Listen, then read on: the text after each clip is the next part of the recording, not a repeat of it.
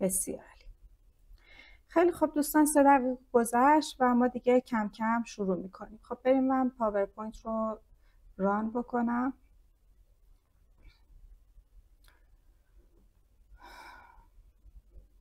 خب امروز قرار هست که ما در مورد علت اینکه چرا فایل های اکسلمون کند میشن صحبت بکنیم و راهکارهایی در این خصوص ارائه بدیم. اول از هر چیز که خدمتتون عرض بکنم، وقتی که من این پنل رو طراحی کردم و شروع کردم به معرفی این وبینار، قرار بود که 22 تا نکته رو خدمتتون عرض بکنم، اما بعد از اینکه پیش رفتم و این فایل رو آماده کردم، 3 تا نکته دیگه هم به ذهنم رسید که اضافه کردم و قراره که 25 تا نکته رو یاد بگیریم و راجعش صحبت بکنیم. اما اینکه این رو ما میدونیم که فایل های اکسلمون تا زمانی که داده کمی دارن خیلی سریع عمل میکنن، خیلی در افزایش سرعت کارهای ما بهمون کمک میکنن، ولی وقتی که حجم داده هامون به شدت افزایش پیدا میکنه، خصوصا زمانی که داده هامون در هم تنیدگی زیادی دارن، زمانی که فرمول های پیچیده زیادی استفاده میکنیم، تعداد سطر هامون از 2000 3000 5000 تا میگذره، فایلمون انقدر کند میشه و در بعضی از شرایط حتی دیگه نمیتونیم از فایلمون به خوبی استفاده بکنیم و کلا کاراییش رو از دست میده. خب این خیلی بده. وقتی که سرعت فایلمون کم میشه مشکلات زیادی رو برای ما ایجاد میکنه. اول از همه خب هدف اکسل این هستش که سرعت کار رو افزایش بده تا بهره‌وری کار ما رو افزایش بده. اگر که قرار باشه که سرعت فایل پایین بیاد، یعنی ما باید برای کارهامون صرف زمان بیشتری داشته باشیم و میدونیم که در زندگی ما زمان مساوی با هزینه هست. بنابراین اولین مشکلی که برای ما ایجاد میکنه این هستش که از عمرمون و از هزینه‌مون مصرف خواهد شد و این اصلا خوب نیست.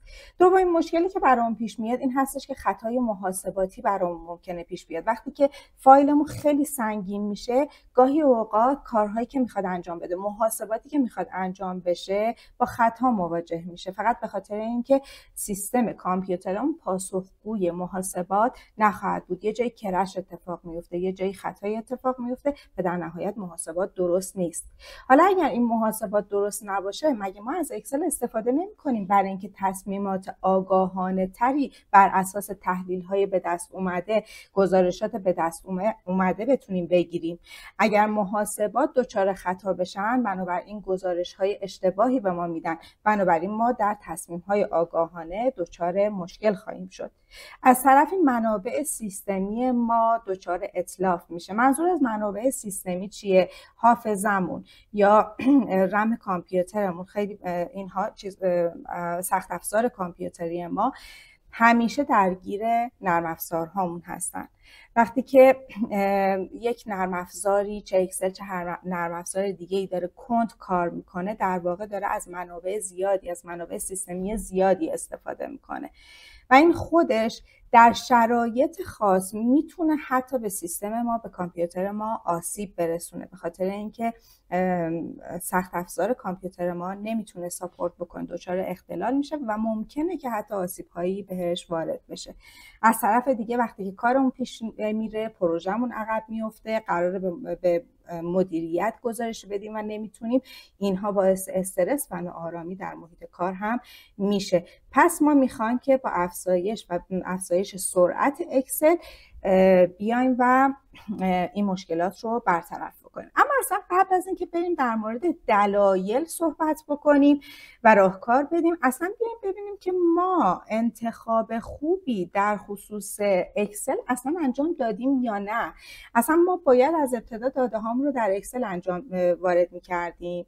در خصوص اکسل باید چند تا نکته رو بدونیم. اول از همه این که اکسل یک پایگاه داده برای مدیریت و سازماندهی داده نیست. دوستان یه لحظه قطع میکنم به خاطر اینکه ببینم که مطمئن بشم شما الان همه چیز رو میبینید. همه چی اوکی هست دوستان؟ بسیار عالی. خب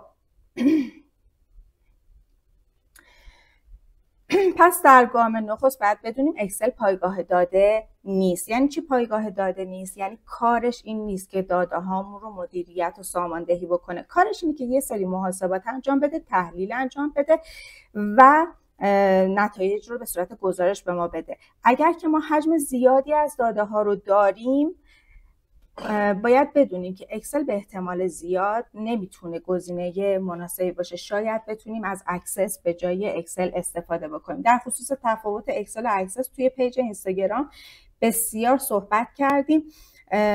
حالا اگر که دوست داشتین بیشتر اطلاعات داشته باشیم، میتونید بعد از وبینار وارد پیج بشید و اطلاعات بیشتر رو دریافت بکنید. باید بدونیم که اکسل نرم افزاری برای تحلیل وسیع داده در حجم چند میلیونی نیست. باید بدونیم که اکسل حد اکثر حجم داده ای رو که میتونه پردازش بکنه در نهایت 2 گیگه، در صورتی که اختلال خاصی نداشته باشیم و فایل اکسل اون فایل اکسل بهینه ای باشه. پس اگر داده هامون بیشتر از این باشه، اگر چند میلیون سطر اطلاعات داشته باشیم، شاید بهتر باشه که تصمیم بگیریم با پاور بی آی کار بکنیم به جای اکسل. اکسل برای کارهای تیمی بزرگ و همزمان مناسب نیست. یعنی اگر که قراره که یه تیم وسیعی با اکسل کار بکنن، به صورت همزمان کار بکنن، اصلا امکان پذیر نیست. تا حدودی میشه با به اشتراک گذاری اکسل توی شیرپوینت یا توی فضاهای ابری به صورت تیمی با اکسل کار کرد، هرچند که با مشکلات زیادی مواجه خواهیم شد، ولی باید بدونیم اکسل تک کاربره هست. پس اگر قراره چند کاربره کار بکنین، اصلا سراغ اکسل نریم. اکسل برای خودکارسازی فرآیندهای پیچیده محدودیت داره. ما اگر که زبان برنامه نویسی VBA رو یاد بگیریم، میتونیم فرآیندهای پیچیده ای رو تعریف بکنیم، ایجاد بکنیم و وقتی که یک فرآیند پیچیده‌ای داریم با برنامه نویسی VBA، اون رو تعریفش میکنیم، ازش استفاده میکنیم. اما باید بدونیم که در نهایت VBA هم به نسبت نیاز مدیریت داده که به صورت پیشرفته انجام میشه، تحلیل داده هایی که در علوم داده انجام میشه، به هر حال باید بدونیم که ضعیفتر عمل میکنه. باز هم شاید پاور بی آی بتونه مناسب تر باشه و برای برای فرآیندهای پیچیده شاید بهتر باشه که اصلا سراغ زبان برنامه نویسی پایتون بریم. اکسل برای داده های بلادرنگ مثل تحلیل مستمر داده های حسگرها محدودیت داره. بلافاصله نمیتونه هر داده ای رو بگیره و همزمان اجراش بکنه. ممکنه که بتونه، اما به قدری سرعت فایلمون کاهش پیدا میکنه، چون مدام باید پردازش بکنه و اکسل برای این کار ساخته نشده. و در نهایت اکسل برای داده ها با ساختار نامنظم چالش برانگیزه. اگر قراره که داده های بسیار نامنظمی رو در اکسل نگه دارین، لااقل بهتره که پاور کوئری رو یاد بگیرید تا بتونید با استفاده از اون اول داده ها رو مرتب بکنید، سازماندهی بکنید و بعد ازشون در اکسل استفاده بکنید. VBA هم میتونه این امکان رو بهتون بده. خب با دونستن این نکته ها، اگر که مطمئنید که اکسل نرم افزار مناسبی برای شما هست، پس بریم شروع بکنیم و نکاتش رو یاد بگیریم. در مرحله اول باید بدونیم که هر زمانی، دوستان، نوار قرمزی که بالا میبینید در واقع یکی از دلایل کاهش سرعت هست و توضیحاتی که پایینش هست توضیحاتی هست برای مواجه شدن با این مشکل. پس خطای اول، دلیل اول، حجم داده بیش از اندازه زیاده. باید بدونید که اکسل به شدت به حافظه و پردازنده یعنی CPU مون متکیه و هر تغییری که بخواد ایجاد بکنه در اکسل باید داده ها رو در خودش در حافظه نگه داره و از منابع سیستمیمون استفاده بکنه تا بتونه پردازش بکنه. حالا اگر که تعداد سطرهامون زیاد باشه، یعنی داده های زیادی رو باید نگه داره و این باعث میشه که زحمت زیادی برای پردازش بکشه، پس سرعت فایلمون کاهش پیدا میکنه. حالا در نظر بگیرید اگر که این تعداد بالای داده با هم شامل سلول های زیادی باشن که با هم دیگه در تداخل هستن، فرمول نویسی های پیچیده داریم، همشون با همدیگه مرتبطن، هر سلول بر مبنای سلول دیگه محاسبه میشه، خب این پیچیدگی رو بیشتر میکنه، چون اکسل برای هر تغییری تعداد بیشتری سلول رو باید پردازش بکنه. پس تا جای ممکن باید حجم فایل اکسلمون رو کاهش بدیم. چطور میتونیم این کار رو انجام بدیم؟ داده هامون رو بشکنیم و در فایل‌های مختلف قرار بدیم. اگر که کلا میخوایم کار حسابداری تو اکسل انجام بدیم، نباید یک فایل اکسل داشته باشیم که همه کارامون رو برامون انجام بده. برای هر کاری یک فایل متفاوت نیاز داریم تا بتونیم فایل هامون رو بتونیم از اکسل به صورت بهینه‌تر استفاده بکنیم. اگر که میخوایم ارتباطی بین همه داده ها وجود داشته باشه، خب با استفاده از VBA میتونیم ارتباط ها رو ایجاد بکنیم، با استفاده از پاور کوئری هم همینطور، و یا اینکه اصلا میتونیم وارد اکسس بشیم تا بتونیم یک نرم افزار یک پارچه برای کل کارهامون بنویسیم.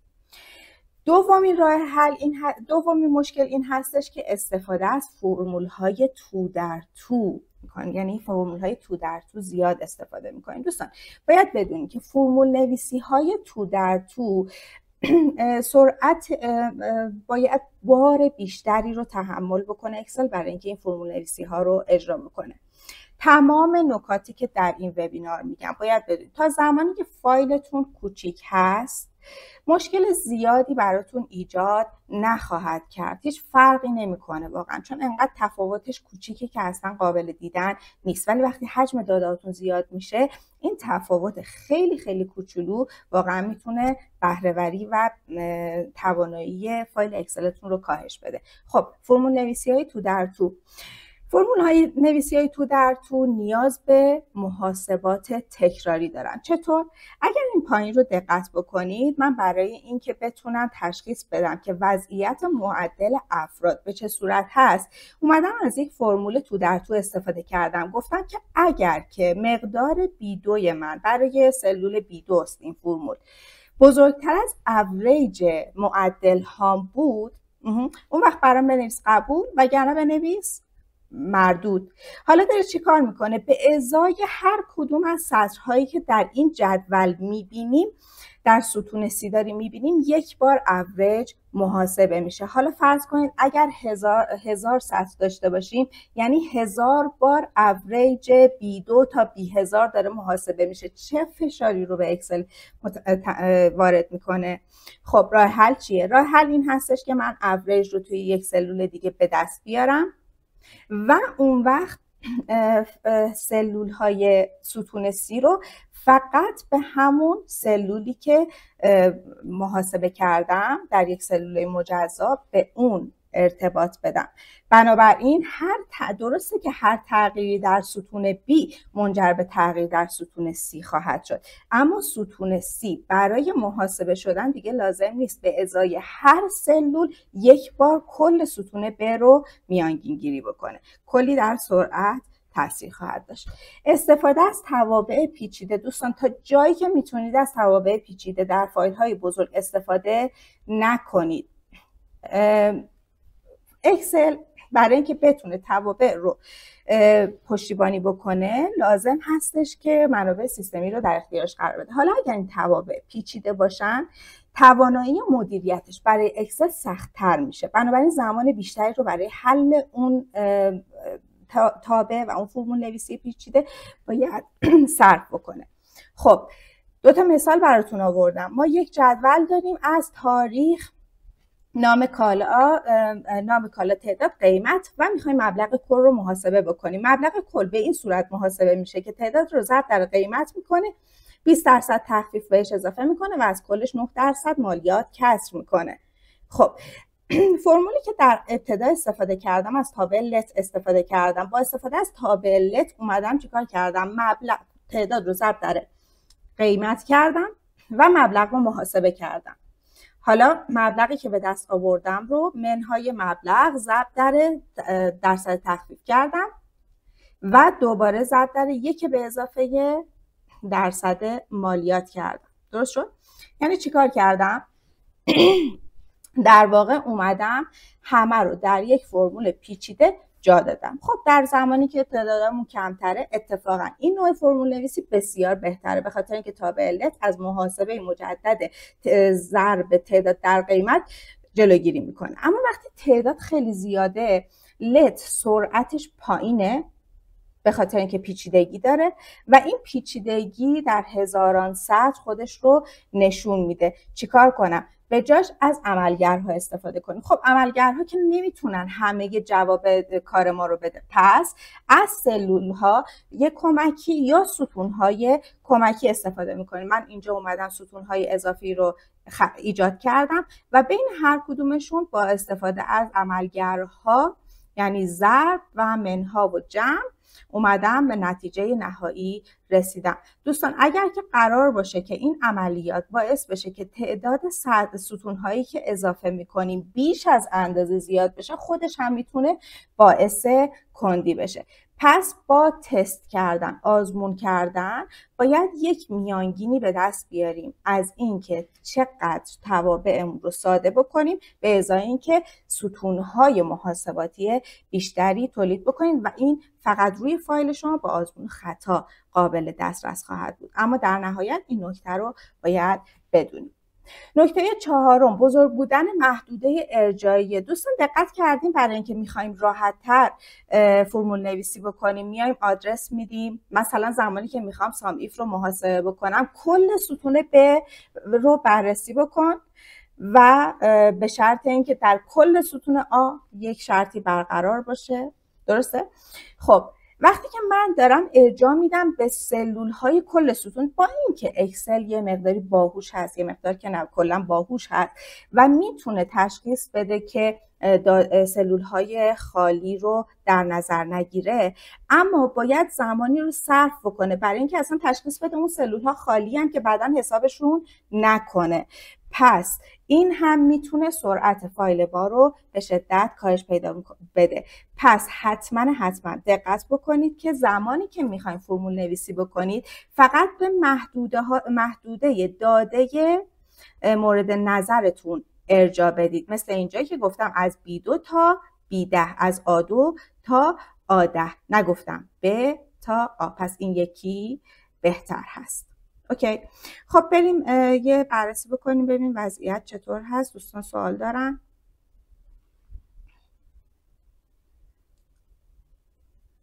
تیبل کردن این محدوده فکر خوبیه؟ بله بهش خواهیم رسید. حتما این نکته هم در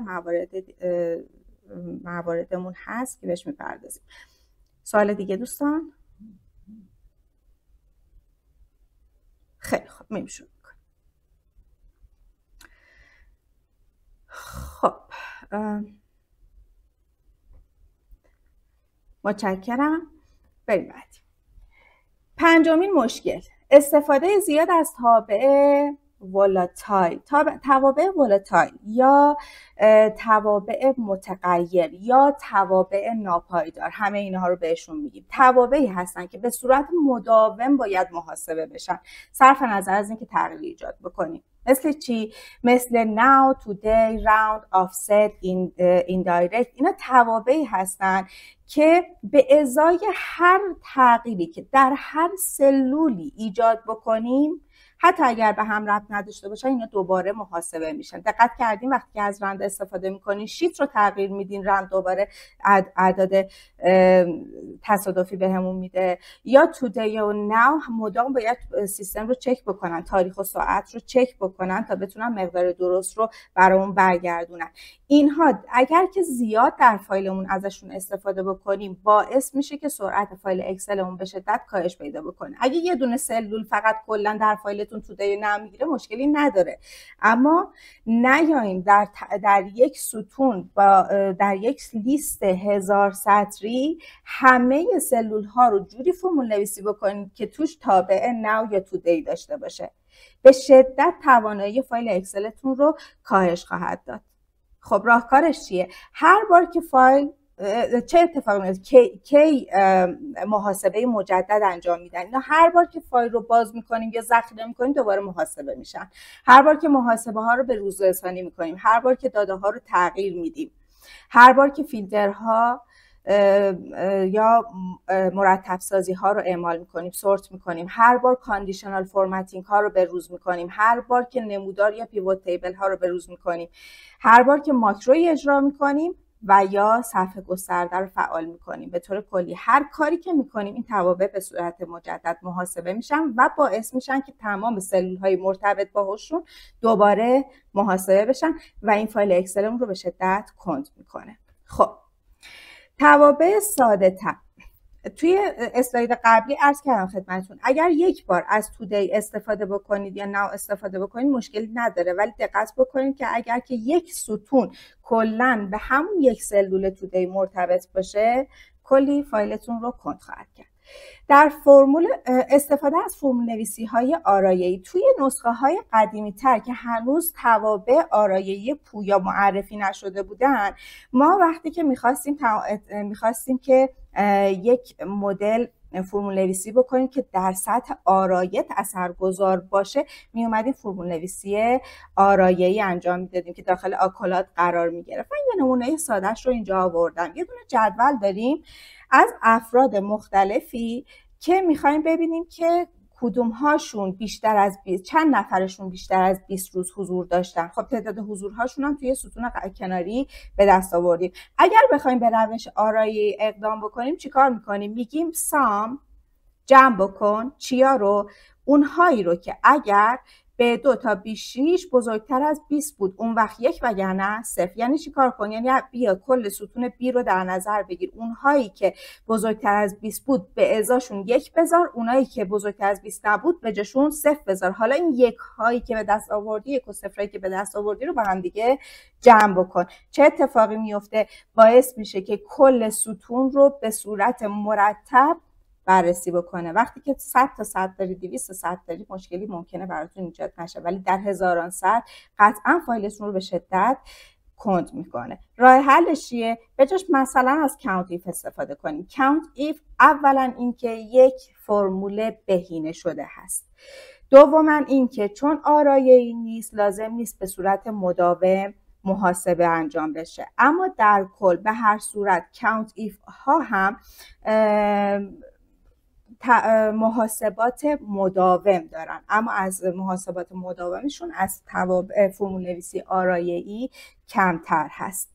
خب پس به جاش از کاونت ایف استفاده میکنم، خیلی ساده تر. اصلا کاونت ایف به همین دلیل ایجاد شده. اما یه راه دیگه هم هست. اگر که دیدیم داده هامون خیلی زیاده و همچنان کاونت ایف داره فایلمون رو کند میکنه، میتونیم جایگزینش بکنیم با یک ستون کمکی که به ازای هر کدوم از موارد بیایم 1 و 0 رو درش قرار بدیم، اونهایی که بزرگتر از 20 هستن 1 و بقیه 0 و اون وقت با سام با هم دیگه جمعشون بکنیم. در شرایطی که دیدیم کاونت ایف هم داره سرعتمون رو کاهش میده، میتونیم این روش رو تست بکنیم و ببینیم که آیا واقعا میتونه تاثیرگذار باشه یا نه. کلا این روش کمتر فضای حافظه ورممون رو اشغال میکنه، سی پی یو رو کمتر درگیر میکنه، اما ممکنه که به دلیل تعداد سطرهای زیاد، همون افزایش تعداد سطرها و سلولهای فعالمون خودش باعث کندی بشه. پس باید تست بکنید که روی فایل شما کدومش بهتر میتونه جواب بده.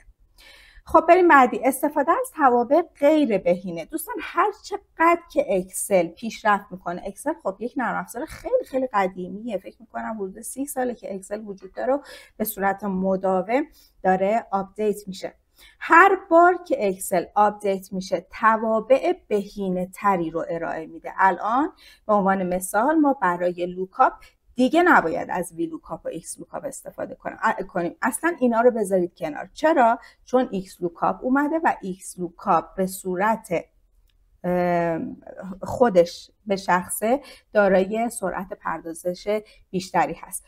میدونید که توابع در واقع پشتشون برنامه نویسی شده دیگه. یک نفر اومده این تابع رو نوشته. حالا هر بار که این کد نویسی ها آپدیت میشن یه جوری تغییر میکنن که توانایی پردازش بیشتری داشته باشن. پس وقتی که یک تابع جدید میاد که اون تابع جدید میتونه جایگزین توابع قبلی باشه، توابع قبلی رو اصلا از ذهنتون بیرون کنید، دیگه استفاده نکنید توی فایل های بزرگ. پس به جای وی لوکاپ، اچ لوکاپ، لوکاپ و ترکیب ایندکس و مچ قطعا از ایکس لوکاپ استفاده بکنید. نستد ایف ها یا ایف های تو در تو به جاشون از ایفز استفاده کنید. چرا؟ چون که توی ایف های تو در تو مرحله به مرحله باید پردازش انجام بشه، اما توی ایف چون آرگومان ها از همدیگه جدا هستن قابلیت پردازش سریع تری داره. به جای چوز از سویچ استفاده بکنید. اینجا براتون یک نمونه آوردم. وقتی که از چوز استفاده میکنیم میگیم مقدار آ1 رو دریافت بکن، اگر 1 بود لو بده، اگر 2 بود مدیوم بده، اگه 3 بود های بده. اما تو سویچ میگیم آ1 رو در نظر بگیر، اگه 1 بود لو بده، اگه 2 بود مدیوم بده. خب هر جفتشون دارن یک کار انجام میدن، اما سرعت پردازش سویچ بیشتره. چرا بیشتره؟ کدنویسی دقیق تری پشتش هست. خب ضمن ما در زمانی که میخوایم از چوز استفاده بکنیم، الان من اینجا گفتم آ1، میتونستم به جای آ1 بیام و یک تابعی رو بنویسم. مثلا میتونستم از تابع مچ استفاده کنم، مچ 0 1 2، خب که تا بتونم بر اساس مقادیر متغیر محاسبه چوز رو انجام بدم. خب پس من در تابع چوز اون وقت مجبور میشم که یک تابع تو در تو ایجاد بکنم. در سویچ هم میتونم این کار رو انجام بدم، اما در سویچ اون وقت میتونم فرمول نویسی های ساده تری رو به صورت تو در تو انجام بدم. پس همیشه در انتخاب بین سویچ و چوز سویچ رو انتخاب بکنید. کانکاتنیت میدونیم که قرار هستش که یه سری تکست ها رو به هم دیگه وصل بکنه. کانکاتنیت باید دونه دونه تکست ها رو بهش بدین و حتی عرض به حضورتون که علامت جدا کننده هم دلیمیتر رو براش تعریف بکنیم تا بتونیم یک تکست کامل بسازیم. اما تکست جوین چی؟ تکست جوین دلیمیتر رو مشخص میکنی، آرایه رو مشخص میکنی و اینا رو همه رو به هم دیگه میچسبونه. سرعت پردازشش بسیار بالاتره، تعداد آرگومان هایی که باید به صورت مجزا بررسی بکنه کمتره. بررسی آرایه ها در فرمول نویس در توابع آرایه‌ای داینامیک، اونایی که وقتی اجرا میشن دورشون یه دونه بردر آبی میفته، یا اونایی که آرایه ها رو چک میکنن ما بهشون میگیم فرمول های توابع آرایه‌ای پویا. اینها همیشه سرعتشون بیشتر هست. پس دیگه کانکاتنیت رو از وقتی که تکست جوین اومده دیگه باید حذفش بکنیم. sum ifs, count ifs and average if و average ifs اینها توابعی هستن که سرعتشون نسبت به سام پروداکت کمتره. اینا که گفتم توابع خوبی هستن، نسبتاً پرسرعتن، اما وقتی که از چندین شرط داریم استفاده میکنیم سام پروداکت سریعتر عمل میکنه. در این شرط پیچیده‌ای که در اینجا نوشتم دقت بکنید. من دارم میگم که بیا آ تا آ100 رو بررسی بکن، اگر که پروداکت آ بود اون وقت مقدار ستون سی رو با هم دیگه جمع بکن. حالا اگر از سام پروداکت استفاده بکنم به این صورت میتونم استفاده بکنم، یعنی از آ1 تا آ100 مساویه با پروداکت آ ضرب در C1 تا C100. این میتونه سرعت بیشتری داشته باشه. پس اگر که الان این شرطی که من فقط به خاطر اینکه بتونم سریعتر توضیح بدم یه شرط خیلی ساده اینجا گذاشتم، اما در مواقعی که شرطهای پیچیده دارید سام پروداکت رو جایگزین این توابع بکنید. اما گذشته از سام پروداکت با اومدن تابع فیلتر باز هم میتونیم موارد دیگه ای رو هم در نظر بگیریم. البته که اگر که فیلتر و سام یا فیلتر و کانت رو با هم دیگه ترکیب بکنیم میتونیم به نتیجه سام ایف و کانت ایف برسیم، اما فیلتر و سام پروداکت الزاما همیشه جایگزین هم دیگه نیستن. پس اگر تونستین از فیلتر و سام استفاده کنید، اگر نتونستین از سام پروداکت استفاده بکنید. خب فیلتر و سام چرا بهتر از سام ایفه؟ به این دلیل که اول داده های شما رو فیلتر میکنه و بعد عملیات جمع رو روی داده های فیلتر شده اعمال میکنه. اما سام ایف چی کار میکنه؟ دونه دونه داده ها رو چک میکنه، اگر به شرط خورد، شرط برش برقرار بود، اون وقت میارتش توی آرایه‌ای قرارش میده که در نهایت اون آرایه رو با هم دیگه جمع بکنه. آرایه‌ای که میگم منظورم آرایه اکسل نیست، منظورم آرایه‌ای هستش که در کدنویسی حالا برنامه نویسی استفاده میشه، یعنی یک جای اینها رو نگه میداره که با هم دیگه جمعشون بکنه. پس فیلتر به دلیل اینکه اول فیلتر میکنه بعد جمع میکنه با داده های کمتری درگیر میشه، پس سرعت پردازش بیشتری داره. دیگه چی؟ بازم توابع غیر بهینه داریم که میتونیم توابع بهینه تری رو جایگزین کنیم. سرچ داریم و فایند. فایند میدونیم که حساسه به حروف کوچیک، بنابراین کوچیک و بزرگ، بنابراین به محض اینکه به اون ناهماهنگی حروف بزرگ و کوچیک برخورد میکنه ول میکنه و میره بعدی. درسته؟ پس چون این حساسیت رو داره محاسبات کمتری انجام میده. پس اگر واقعا حروف کوچیک و بزرگ براتون مهم نیست، به جای سرچ مهم هست، عرض به حضورتون که اگر که میتونید جایگزین بکنید به جای سرچ از فایند استفاده بکنید. فایند حساسیت به حروف بزرگ و کوچیک داره. خب راوند، به جای راوند از راوند آپ یا راوند داون استفاده کنید. چرا؟ چون تابع راوند باید خودش اول تشخیص بده که عدد شما به عدد صحیح بالاترش نزدیکتره یا به عدد صحیح پایینترش. اول این تشخیص رو بده، بعد گردش بکنه. این تشخیصه یه مرحله داره به کار اضافه میکنه. پس اگر که با راوند آپ یا راوند داون جایگزینش بکنید، یک مرحله پردازش رو کم کردیم، پس سرعتتون افزایش پیدا میکنه. به جای ایف ارور، اگر دنبال خطای NA هستین، به جای ایف ارور از FNA استفاده کنید. چرا؟ چون که ایف ارور همه سلول های دارای خطا رو پردازش میکنه، اما ایف NA فقط دنبال NA ها میگرده، پس پردازش کمتری لازم انجام بده. تابعی داریم به نام get pivot data که کارش این هستش که داده ها رو به شکل پیوت تیبل براتون آماده میکنه. وقتی که ما میتونیم از ابزار پرتوان و پرسرعت پیوت تیبل استفاده بکنیم، اصلا چه لزومی داره که از این تابع استفاده کنیم؟ این تابع رو به کل کنار بذارید، از پیوت تیبل ها استفاده کنید. خب ایندایرکت گفتیم یکی از اون توابع ناپایدار و متغیره.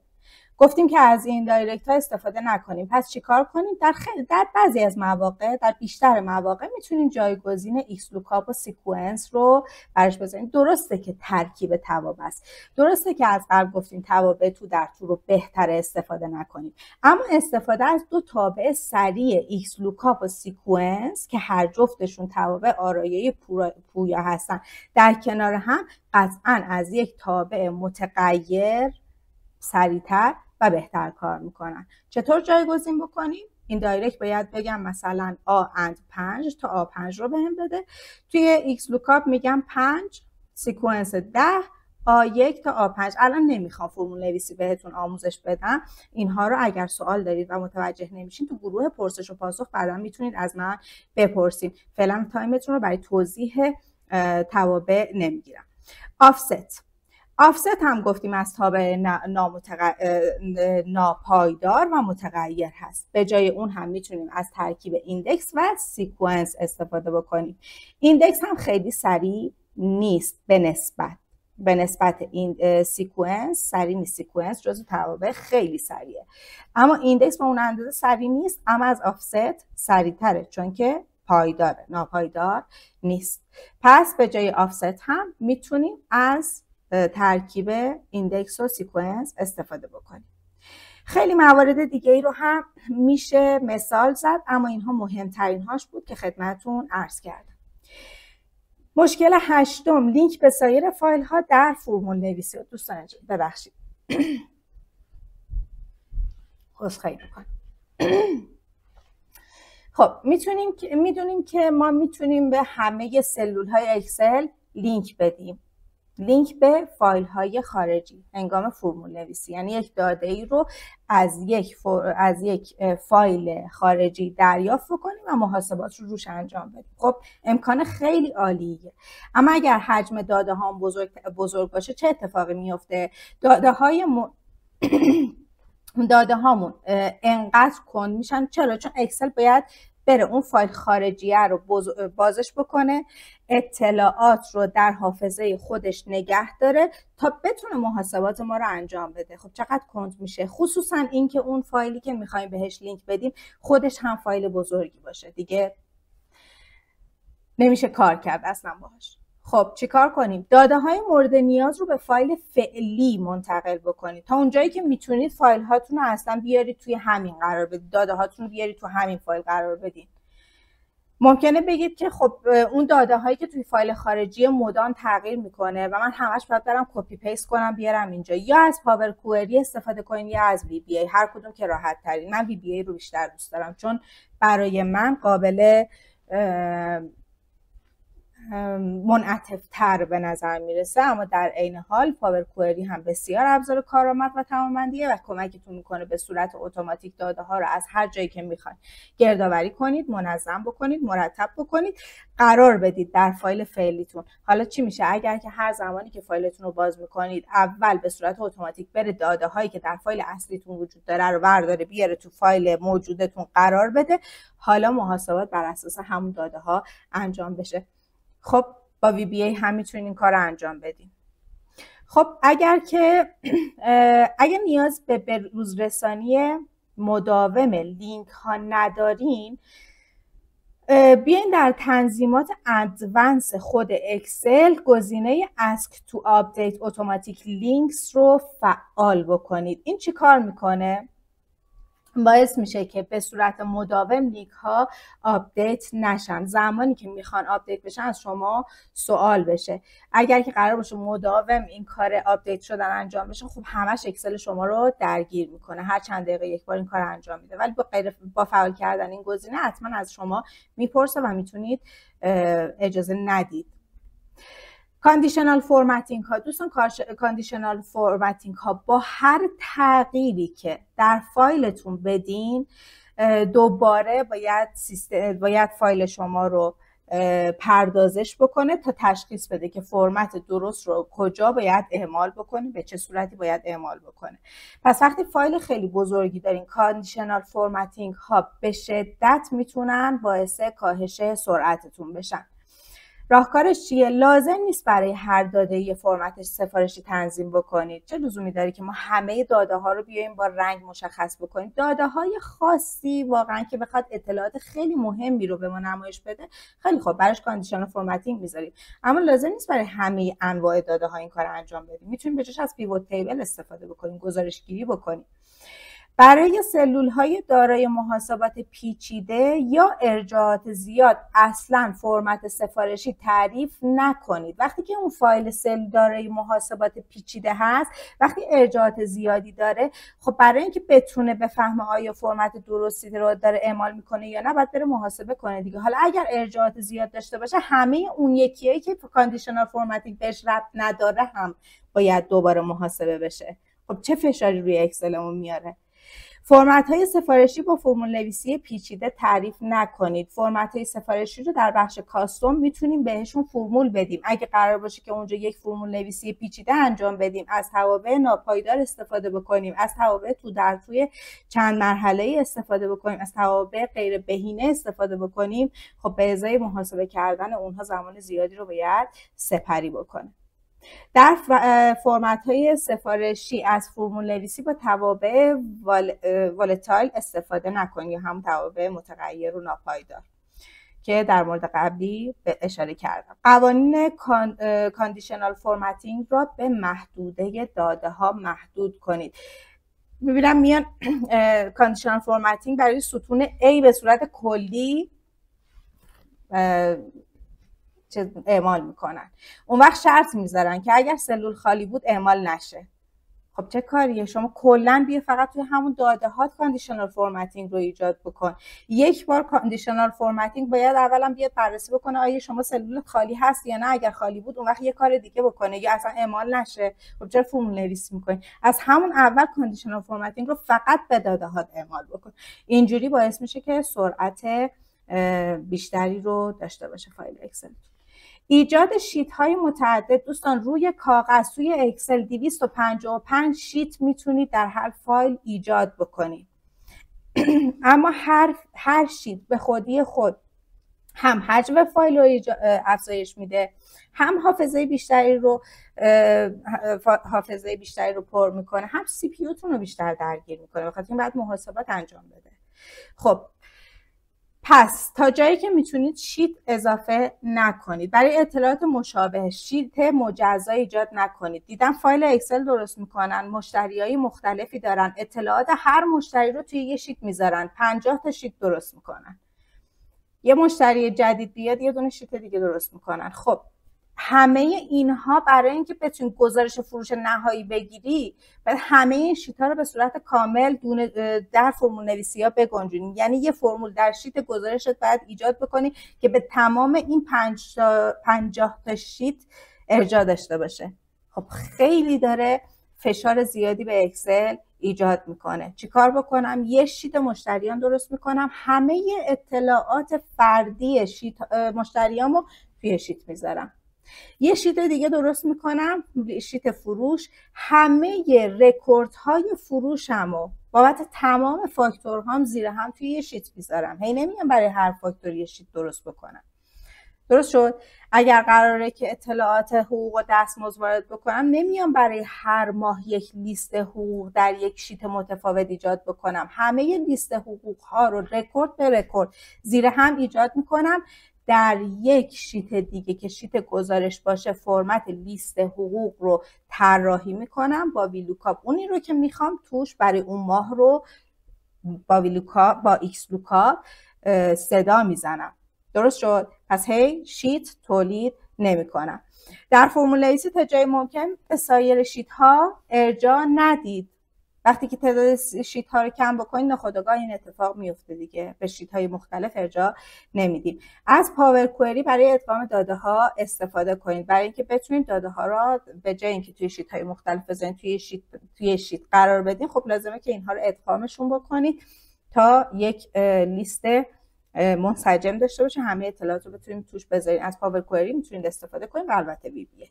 با استفاده از پیوت تیبل از ایجاد گزارشات متعدد در شیت ها خودداری بکنید. پیوت تیبل رو بلده، یه دونه لیست داره، 50 تا پیوت تیبل ازش میسازه، هر کدومش هم میذاره توی یه شیت. چرا؟ به خاطر اینکه میخواد دیگه مجبور نباشه که هر دفعه تنظیم بکنه کدوم سطر ها ازش گزارش گرفته، کدوم ستون ها ازشون گزارش گرفته بشه. خب ما از پیوت تیبل استفاده میکنیم که گزارش داینامیک داشته باشیم. اگه قرار باشه که توی هر شیتی ما یه گزارش داشته باشیم، دیگه پیوت تیبل رو میخوایم چیکار اگر قرار استاتیک باشه؟ پس پیوت تیبل استفاده میکنیم، گزارشات داینامیک ایجاد میکنیم، یه شیت برای گزارش میذاریم، 2 شیت. حالا اگر که دیدین که تعددش خیلی زیاده، میتونید حالا 2 تا 3 تا بر اساس داده های مختلف ایجاد بکنیم، ولی بیش از حد این کار رو انجام ندید. اگر نیاز به شیت های زیاد دارید، اونها رو در فایل ها تفکیک بکنید. بحث این که ما اگر داده‌مون زیاد باشه ببریم توی فایل های متعدد قرار بدیم. اگر که یک فایل محاسبه حقوق و دستمزد ایجاد کردیم، 100 تا پرسنل داریم و هر ماه داریم حقوق و دستمزد 100 تا پرسنل رو بر اساس ساعت ورود و خروجشون در یک فایل اکسل محاسبه میکنیم، کل 12 ماه رو توی یک فایل اکسل نذاریم. درست شد؟ میام 12 تا فایل اکسل حقوق و دستمزد ایجاد میکنم برای هر ماه به یه محاسبات مجزای خودش. در نهایت گزارش کلی میام یه فایل دیگه ایجاد میکنم که بیاد از داده های این 12 تا خلاصه ای رو ایجاد بکنه، بیاره توی فایل اصلی، حالا یا با پاور کوئری یا با وی بی ای. اطلاعات این 12 تا رو جمع بکنم، خلاصه کنم، بیارم توی فایل گزارشم. حالا روی فایل گزارشم هر نموداری میخوام ایجاد کنم. خب دلیل بعدی کاهش سرعت استفاده از لیست ها به جای جداوله. میایم لیست میذاریم. یعنی چی لیست؟ یعنی همین که میایم بوردر میکشیم، سرتیپ میذاریم، اطلاعات رو زیر هم مینویسیم. جداول چیه؟ اونجایی که میریم اینسرت تیبل میزنیم و تبدیلش میکنیم به جداول. چرا جداول بهتر عمل میکنن؟ به خاطر اینکه محاسبات رو خیلی سریعتر انجام میشن. اصلا جداول برای پردازش داده ساخته شدن، جوری برنامه نویسی شدن که میتونن کارها رو سریعتر، پردازش رو سریعتر انجام بدن. پس لیست های بزرگتون رو حتما به جدول تبدیل کنید. خب چرا؟ دلایلش رو پیشتر توضیح دادم جلوتر. جداول فقط سلول های مرتبط به داده های داخل خودش رو پردازش میکنه. یادتونه گفتم که نباید به سلول های زیادی ارجاع بدین، کل ستون A رو انتخاب نکنید، فقط محدوده دادتون رو انتخاب بکنید.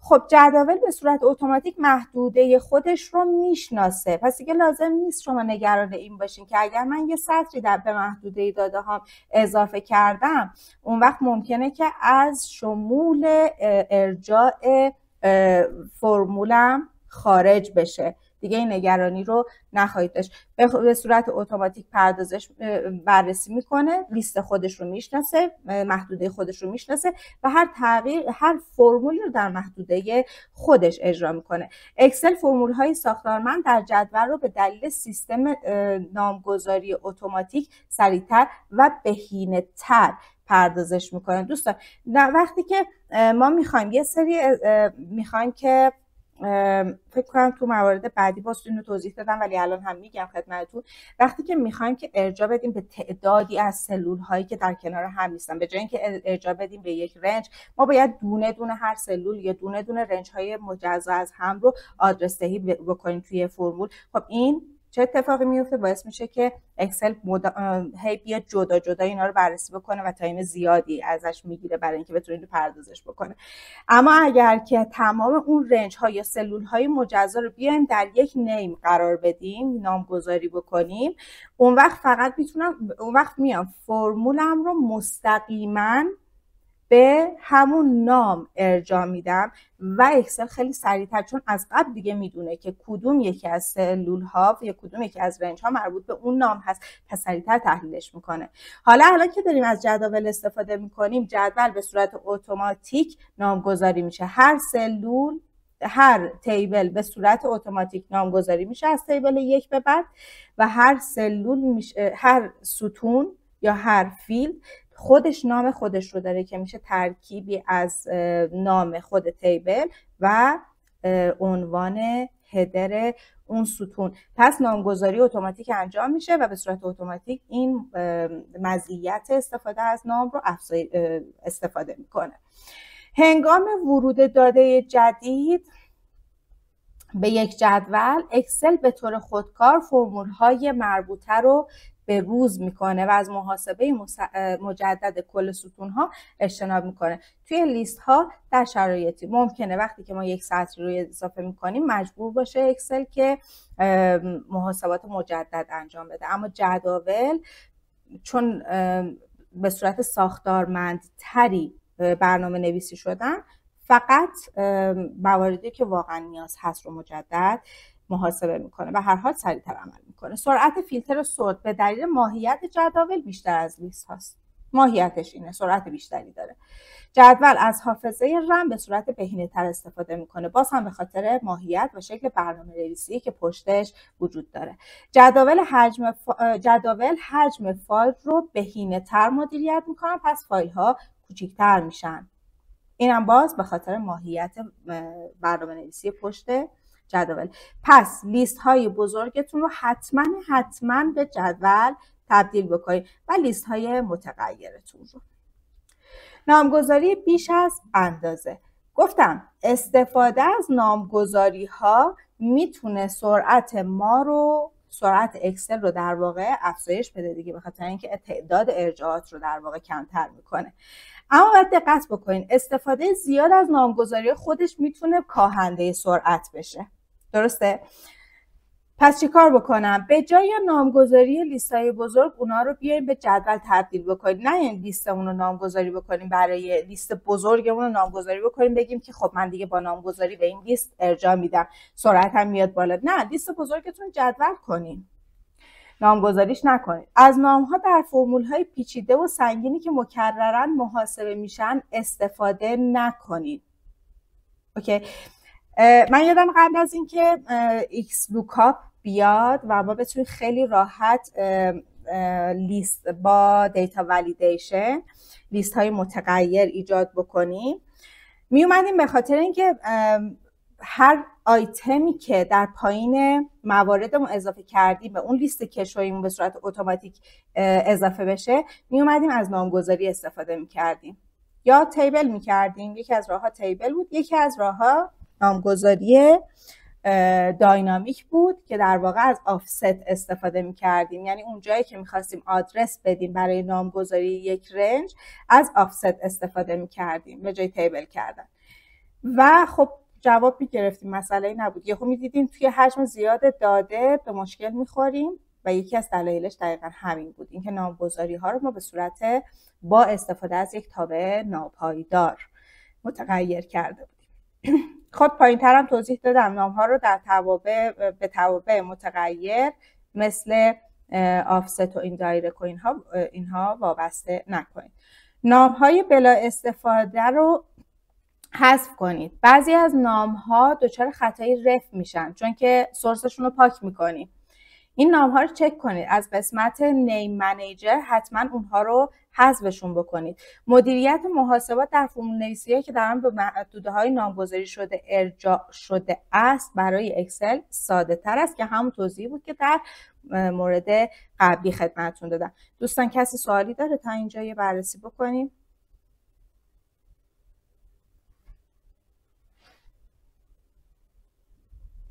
خب سوالات.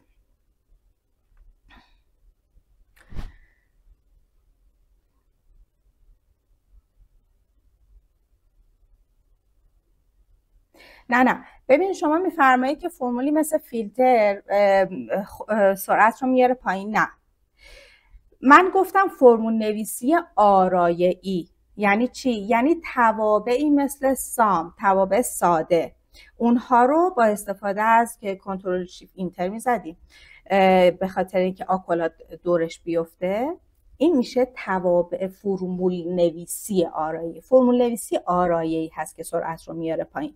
اما فیلتر فرمول آرایه‌ای نیست، تابع آرایه‌ای پویاست. یعنی در درون خودش به جوری کد نویسی برنامه نویسی شده که به صورت آرایه‌ای عمل میکنه. اتفاقا استفاده از اینها در توضیحات گفتم باعث افزایش سرعت میشه. من تازه رسیدم ذخیره میشه. بله ذخیره میشه، ولی بمونید لطفاً که در انتها خبر خوبی هم براتون دارم. خب بریم و ببینیم که خب 12 رو گفتیم. بله 13. تعریف استایل های شخصی. دوستان میخوایم که یک سلول رو فرمت دهی کنیم، میخوایم تیبل هامون رو استایل بدیم، جداولمون رو استایل بکنیم. یادم رفته اینجا بنویسم، الان یادم افتاد. میخوایم که نمودارهامون رو براشون تمپلیت درست بکنیم. اینها به شدت سرعت فایل اکسل رو کاهش میدن. تمپلیت ها و استایل های از پیش تعریف شده برای اسمارت آرت ها هم این کار انجام میدیم. برای اینایی که از قبل تعریف شدن و در خود اکسل وجود دارن به سرعت اجرا میشن. اما وقتی که ما یک استایل جدیدی رو میایم تعریف میکنیم، اتفاقی که میفته اکسل به صورت مکرر باید بررسی بکنه و استایل های ما رو چک بکنه و این باعث میشه که سرعت اکسل کاهش پیدا بکنه. چیکار کنیم؟ از استایل های موجود استفاده کنید. در فایل های خیلی بزرگ اصلا استایل شخصی استفاده نکنید، تعریف نکنید. اگر تعریف کردیم پاکش کنید.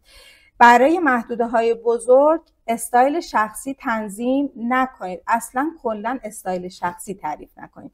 استایل های بلا استفاده رو حذف کنید. از ایجاد بیش از اندازه اونها خودداری کنید. دوستان اگر فایلتون واقعا خیلی بزرگ نیست اشکالی نداره، این کارا رو انجام بدیم. ما صحبتمون در مورد فایل های بزرگه. استفاده زیاد از تصاویر. تصاویر خودشون داره حجمن.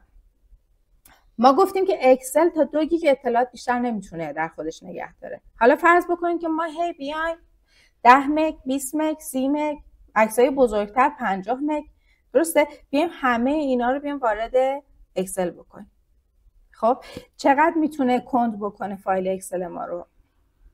خب چیکار بکنیم؟ اولا که به جای وارد کردن تصویر در فایل اکسل بهشون لینک بدیم. از لینک ها استفاده بکنیم. هر زمانی که میخواستیم یک فایلی رو ایجاد بکنیم، یک عکسی رو وارد بکنیم، به جای وارد کردنش بیایم بذاریمش توی یه پوشه‌ای در کنار فایل اکسلمون، بهش لینک بدیم. هر موقع خواستیم روش کلیک میکنیم اون عکس رو میبینیم. میگید نه من میخوام اون عکسم حتما توی فایلم باشه، میخوام ببینمش. خیلی خوب. اگر خواستید تصویر رو وارد بکنید چیکار کنید؟ اول از همه با نرم افزارهایی مثل فتوشاپ یا نرم افزارهایی که میتونن حجم عکستون رو پایین بیارن، حجم عکستون رو پایین بیارید. بعد وارد اکسلش بکنید و تازه در داخل اکسل با استفاده از ابزار کامپرس پیکچر باز هم حجمش رو کاهش بدید. ابعاد عکس هاتون رو کوچیک بکنید. لازم نیست عکستون خیلی بزرگ باشه، کوچیک ترش بکنید. این باعث میشه که حجمش پایین تر بیاد. از فرمت های تصویری بهینه شده استفاده بکنید. تیف و اینا وارد نکنید. JPEG، PNG. اوکی؟ در صورت امکان به جای تصویر از آیکون یا شیپ استفاده کنید. اگر تصویرتون در قراره که یک مفهوم خاصی داشته باشه و یک تصویر خاص نیست، میتونید از آیکون ها بهش استفاده بکنید. حجمشون به شدت کمتره. در صورت امکان تصاویر رو ادغام بکنید. 4 تا تصویر دارم، میخوام کنار هم توی اکسل نشون بدم. خب به جای اینکه 4 تا تصویر رو بیاری نشون بدی، 4 تا تصویر رو در یک نرم افزاری مثل فتوشاپ یا هر نرم افزاری که بلدین کنار هم بذارید، تبدیلش بکنید به یک عکس و اون یک عکس رو وارد کنید. پس یک بار پردازش تصویر رو به اکسل میسپارید. پس به این صورت میتونید بهتر عمل بکنید. زمانی که نیاز به دیدن تصاویر ندارید میتونید شما عکس رو وارد بکنید، ولی زمانی که دارید با اکسل کار میکنید، میخواید سرعتش افزایش پیدا کنید، در اون لحظه تصاویر رو نمیخواید ببینید.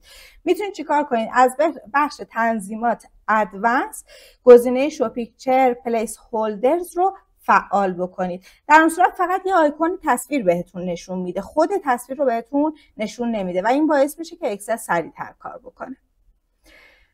بعدی چارت های سنگین. اکسل برای آپدیت کردن چارت ها کل داده ها رو پردازش میکنه.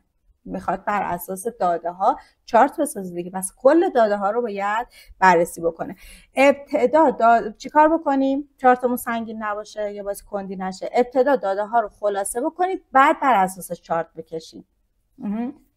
مثلا یه لیست بلند بالایی از لیست فروشتون داریم که رکوردهای فاکتورهای متفاوتتون هست.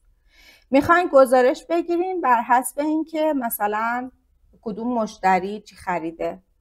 خب چه بهتر که بیاین اول یه جایی یک خلاصه سازی از این داده ها به دست بیارین، بعد ازش چارت بسازین، مثلا با پیوت تیبل یا با استفاده از فرمول نویسی. قطعا پیوت تیبل سریع‌تر. پس اول داده ها رو خلاصه میکنیم، بعد چارت میکشیم براش.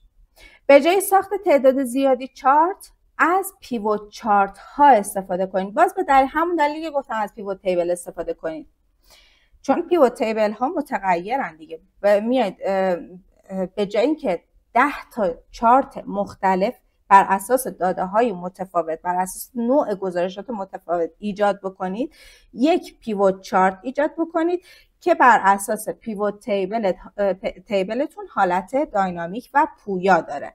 درست شد؟ پس تعداد چارت هاتون رو به این روش کاهش میدین. از داده های متغیر چارت ایجاد نکنید. درست شد؟ منظورم توابع متغیر بوده. از داده های لینک شده چارت ایجاد نکنید. داده هایی که لینک شدن به فایل های خارجی. اول داده ها رو برداریم بیاریم توی فایل موجود، بعد ازشون چارت ایجاد بکنید. از قالب‌های چارت‌ها با افکت‌های پیچیده استفاده نکنید. گرادیانت میدین، سایه میندازین، رنگ و لعاب میدین، اینا خوشگلش میکنه، قشنگش میکنه، اما سرعت رو پایین میاره. داشبوردهای مدیریتی بر اساس داده‌های زیاد میخواین ایجاد بکنید. داشبورد مدیریتیتون رو در کنار داده هاتون ایجاد نکنید. فایل داده هاتون رو داشته باشین، در یک فایل دیگه داده های خلاصه شده رو استخراج بکنید، گزارش نهایی رو در بیارید، از روی اون داشبورد مدیریتی بسازید. اصلا توی فایل دیگه داشبوردها سرعت میارن پایین، داشبوردها زیباسازی میخوان، داشبوردها انواع مختلفی چارت در یک شیت میخوان، همه اینو کاهنده سرعته. پس فایلی که دارید مدام باش کار میکنید نباید داشبورد مدیریتی داشته باشه. داشبورد مدیریتیتون رو ببرید توی یک فایل دیگه. 16. مشکل بعدی آپشن های ادیتینگ یا ادیتینگ آپشن هست. گزینه های آپشن ادیتینگ چی هستن؟ ما یه سری گزینه ها داریم توی اکسل. در واقع ما یه سری امکاناتی در اکسل داریم که خیلی به ما کمک میکنن برای اینکه بتونیم دیتا انتری سریعتر و بهتری داشته باشیم. چی کار میکنن؟ میان زمانی که داریم داده وارد میکنیم الگوی ورود داده ما رو تشخیص میدن و بر اساس اون پیشنهاد میدن داده بعدیمون چی باید باشه و خیلی کمکمون میکنه. مثل چی؟ مثل فلش فیل. فلش فیل همین کارو میکنه دیگه. دو تا ستون، یه ستون نام و نام خانوادگی داریم، میایم در یه ستون کناریش اولین نام مینویسیم، کنترل ای میزنیم با فلش فیل، خودش الگوی نوشتاری ما رو تشخیص میده و بر اساسش دیتا انتری اتوماتیک انجام میده. خب مسئله که وجود داره، اکسل برای اینکه بتونه این کار انجام بده به صورت مداوم داده های ما رو در حال پردازش هست، مدام داره پردازش میکنه در حجم بالای فایل. خب سرعت کاهنده سرعت میشه، درسته؟ پس اگر درسته که این ابزارها به شدت به دردمون میخوره و لازم ازشون استفاده کنیم، اگر فایلتون خیلی حجمه، خیلی بزرگه، گزینه هایی که این زیر نوشتم غیر فعال کنید. Enable Auto Complete for Cell Values پیشنهاد خودکار رو هنگام تایپ در سلول ها فعال میکنید، اینو غیر فعالش بکنید. بذارید دونه دونه توضیحشون ندم، همینجا مشخصه، فعلا در اختیارتون قرار میدم. این گزینه ها رو غیر فعال اگر بکنید میتونه باعث افزایش سرعت بشه. محاسبات خودکار. دوستان ما هر تغییری در هر سلولی ایجاد میکنیم، تمام سلول های مرتبط با اون تغییر دوباره اون سلول تغییر پیدا کرده دوباره محاسبه میشن دیگه، درسته؟ حالا اگر یک فایل خیلی بزرگ داشته باشیم، همه سلول ها یا بخش اعظمی از سلول ها به هم مرتبطن، بنابراین هر تغییر کوچیکی باعث میشه که اکسل منابع سیستمی زیادی رو صرف کنه برای انجام دادن تمام محاسبات و اینطوری میشه که ما یک داده وارد میکنیم، باید 15 ثانیه وایسیم، 10 ثانیه وایسیم، 5 ثانیه وایسیم تا محاسباتش انجام بشه، بعد داده بعدی رو وارد کنیم. چقدر سرعتمون کاهش پیدا میکنه. چیکار کنیم؟ یکی از راهکاراش این هستش که از تب فرمولا گزینه Calculate Options رو روی حالت منوال یا دستی بذاریم. اوکی؟ در این صورت باید حواسمون باشه دوستان، هر تغییری که ما ایجاد میکنیم روی محاسباتون تاثیر نمیذاره. فرمول نوشتم 1 به اضافه 1، بعد پایینش نوشتم مساویه با A1 به اضافه A2، میذارمش رو حالت اتوماتیک منوال. سلول A1 رو تغییر میدم، سلول C2 که قرار A1 و B1 رو با هم دیگه جمع بکنه تغییر نمیکنه، پس جواب اشتباه نشون میده. حالا اینو بیایم بستش بدیم به کل فایلمون. ببینید اگر که ما یه تغییری بدیم که خیلی از سلول ها دارن بر اساس اون محاسبه میشن، اون وقت چقدر میتونه خطا ایجاد بکنه، چقدر میتونه باعث بروز اشتباه بشه. پس باید حواسمون باشه هر زمان که روی حالت منوال گذاشتیم دیگه باید ذهناً حواسمون باشه قبل از هر تصمیم گیری، قبل از اینکه بخوایم برداشتی از داده هامون داشته باشیم، یک بار با زدن کلید F9 محاسبات رو انجام بدیم، بعد گزارش رو تو ببینیم. میخوایم پرینت بگیریم، میخوایم PDF کنیم، خیالمون راحت باشه که محاسبات انجام شده. خود اکسل تو استاتوس بارش بهمون کمک میکنه. اگر که رو حالت منوال باشه و ما تغییری داده باشیم و نیاز باشه که یک بار دیگه محاسبات انجام بشه، تو استاتوس بار اون گوشه پایین سمت چپ به ما گزینه کلکیولیت رو نشون میده. گزینه کلکیولیت میگه کلکیولیت کن، محاسبه رو انجام بده. درسته؟ پس ما میتونیم حواسمون باشه که از این طریق حواسمون باشه آیا محاسبات انجام شده یا نه. شیر ورک بوک دوستان، اولین اسلاید گفتم، اونجایی که گفتم که بیاین بررسی بکنید آیا اکسل نرم افزار مناسب هست یا نه. گفتم بهتون که اکسل نرم افزار تک کاربر است، چند کاربره نیست، اما با این حال اکسل یک گزینه‌ای داره به نام شیر ورک بوک و با استفاده از اون میتونیم فایل های اکسلمون رو در شبکه به اشتراک بذاریم و بتونیم به صورت همزمان با چند کاربر کار بکنیم. به حدی مشکل سازه که خود مایکروسافت توصیه میکنه فایل ها از شیر ورک بوک استفاده نکنید. مشکلاتش چیه؟ مشکلش این هستش که اولا که به شدت سرعت فایلتون وابسته به سرعت شبکه میشه. مشکل بعدی این هستش که به صورت مداوم لاگ تغییرات ایجاد میشه و به صورت ویروسوار حجم فایل اکسلتون افزایش پیدا میکنه چون لاگ داره ایجاد میشه. البته میشه با تنظیمات بست، اما بر صورت باز هم مشکل ساز خواهد بود. ضمن فایل هایی که توی اکسل بشه، اکسل توانایی مدیریت تداخل تسک ها رو نداره. اکسس در این زمینه قوی تر عمل میکنه، اونم به خاطر ساختارشه، چون اکسس دیتابیسه و میشه وقتی یه کاربر داره یه داده رو تغییر میده فقط همون رکورد قفل میشه و هیچ کس دیگه نمیتونه تغییرش ایجاد بکنه، بنابراین تداخل ایجاد نمیشه. اما در اکسل نمیتونیم همچین کاری انجام بدیم، اینطوری نیست.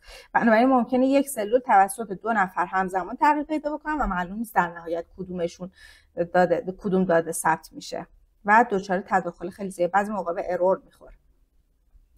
خب این قابلیت اکسل اینجا نوشتم، این قابلیت اکسل به هیچ عنوان بهینه نیست و علاوه بر کاهش سرعت فایل احتمال بروز خطا رو به شدت بالا میبره. ضمناً با اشتراک گذاری فایل اکسل برخی قابلیت ها مثل جداول، ماکروها غیر فعال میشن. پس اگر که از شیر ورک بوک استفاده کردین دیگه نمیتونید از جدول استفاده بکنید، دیگه نمیتونید، ماکروهاتون فعال نمیشن که خود جداول گفته بودیم با استفاده از جداول افزایش سرعت فایل میتونیم بدیم. خب الان اگر جداول اون کار نکنن خب خودش عامل کاهش سرعت خواهد شد.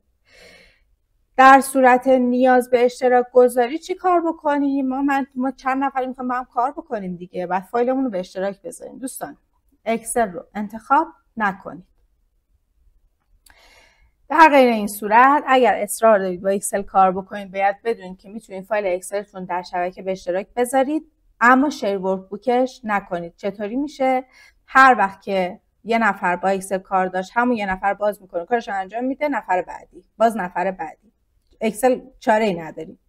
میتونید اکسل رو ببرید داخل گوگل درایو قرار بدین که در این صورت تبدیل میشه به گوگل شیت در واقع و بهتر از اینه که از شیر ورک بوک استفاده بکنید، ولی باز هم مشکلات تداخل رو داره. ضمن اینکه باز هم از بعضی از توانایی‌های اکسل مثل ماکروها پشتیبانی نمیکنه و اینکه اصلا کلا گوگل شیت توانایی‌هاش خیلی مبتدی تره و توانایی اکسل رو اصلا نداره. راهکار بهتر چیه؟ استفاده از اکسل آنلاین یا شیر پوینت. اگر میخواستیم به اشتراک بذارین از این دوتا استفاده کنین ولی گرونن. شیر پوینت، اکسل آنلاین رو نمیدونم اما شیر پوینت آخرین قیمتی که من ازش داشتم که فکر میکنم به 6 ماه پیش اینها باشه، به ازای هر کاربر ماهیانه $12 باید پرداخت بشه. حالا فرض بکنیم که قرار هستش که وقتی شیر پوینت میخرین فقط به خاطر یک فایل اکسل که نمیخرین، یک سازمانی شیر پوینت رو میخره که حداقل 100 تا 200 تا پرسنل داره و میخواد فایل ها رو بین اینها جابجا بکنه. خب برای اون رو به صرف است. اگر که توی اون شرکت کار میکردین خب میتونید از شیر پوینت استفاده کنین و اکسلتون رو هم شیر بکنین، اما در نهایت آخرش باید بدونید که اکسل تک کاربر است. خب سوال دوستان؟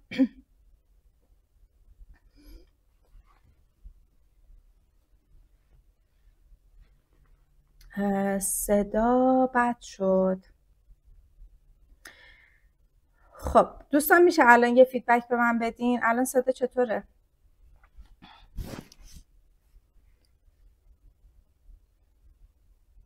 لطفا فیدبک.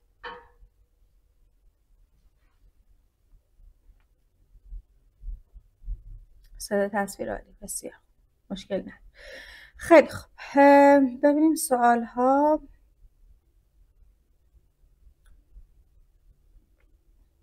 عرض کردم بله ذخیره میشه، فکر کنم جواب دادم. فایل شامل نکات هم بله براتون ارسال میشه، اما خواهشم این هستش که فقط خودتون استفاده بکنید، چون واقعا من زحمت کشیدم، تقریبا 1 هفته تمام براش وقت گذاشتم و محبت کنید. من اینو در اختیار بقیه هم قرار خواهم داد، ولی این اجازه رو به من بدید که فایل از طریق وبسایت یا اینستاگرام خودم منتشر بشه تا بتونم حداقل ارتباطاتی رو با استفاده از این فایل ایجاد بکنم.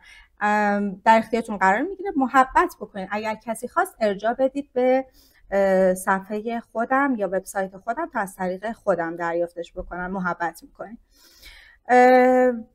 بعد سوال دیگه مشکل نه. خب دیگه سوالی نیست، بریم بقیه موارد. خب ما 1 ربع دیگه بیشتر فرصت نداریم و سعی میکنم سریعتر جمعش بکنم. شیرورک کم که گفتیم. ردیف ها و سلول های خالی. خب دوستان وقتی که ما لابلای جداولمون ردیف خالی داریم، ستون خالی داریم، باعث میشه که اون سلول های خالی هم پردازش بشن دیگه، درسته؟ خب پس ما اصلا نباید سطر خالی، سلول خالی داشته باشیم، ردیف خالی داشته باشیم. اگر ما توابعمون لیست، اگر که ما داده هامون لیست هستن که اصلا قانون لیست اینه که ردیف اضافه خالی نداشته باشیم، چون ما داده بدون اطلاعات که نمیتونیم داشته باشیم. اگر جدولش بکنیم باز همینطور، درسته؟ پس این فقط برای زبانی کاربرد داره که ما داده‌مون همینجوری که زیر هم نوشتیم، ولی میخوایم به عنوان جدول یا به صورت لیست ازشون استفاده بکنیم و دقت بکنیم که ستون خالی، ردیف خالی نداشته باشیم. اگر که قرار هستش که 2 تا جدول داشته باشیم، 2 تا لیست داشته باشیم، دوستان 2 تا لیست رو توی شیت نیاریم. درسته که گفتم تعداد شیت های کمتری استفاده بکنین، اما این به این معنی نیستش که جدول های مختلف رو بیارین توی یه دونه شیت قرار بدین. این به این معنیه که شما یک جدول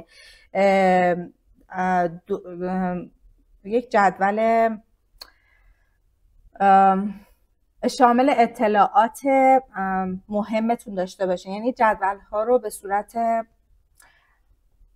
کلمش تو ذهنم نمیاد، ما توی اکسس میگیم نرمال سازی کردن، که یکی از قواعدش این هستش که بیایم